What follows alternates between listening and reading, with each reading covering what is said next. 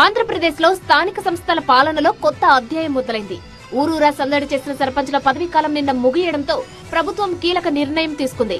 రాష్ట్ర వ్యాప్తంగా ఉన్న 13,100 పంచాయతీల్లో ప్రత్యేక అధికారుల పాలనను అమలు చేస్తూ పంచాయతీరాజ్ శాఖ ఉత్తర్వులు జారీ చేసింది.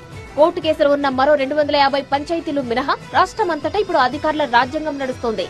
13,100 గ్రామ పంచాయతీల్లో సర్పంచులు, వార్డు సభ్యుల పదవీకాలం నిన్నటితో కంప్లీట్ అయింది.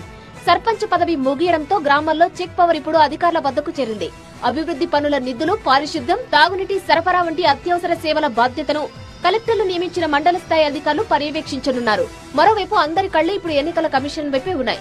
పదవీకాలం ముగిసిన వెంటనే ఎన్నికలు నిర్వహించాల్సి ఉన్నా కొన్ని సాంకేతిక కారణాల వల్ల జాప్యం జరుగుతుంది. ఓటర్ల జాబితా సవరణ, వార్డుల వారీగా రిజర్వేషన్ల ఖరారు ప్రక్రియ పూర్తి కావాల్సి ఉంది. ప్రభుత్వం గ్రీన్ సిగ్నల్ ఇస్తే రానున్న 6 నెలల్లోగా ఎన్నికల నోటిఫికేషన్ వచ్చే ఛాన్స్ ఉంది. అప్పటి వరకు పల్లెల్లో స్పెషల్ పాలనే సాగనుంది.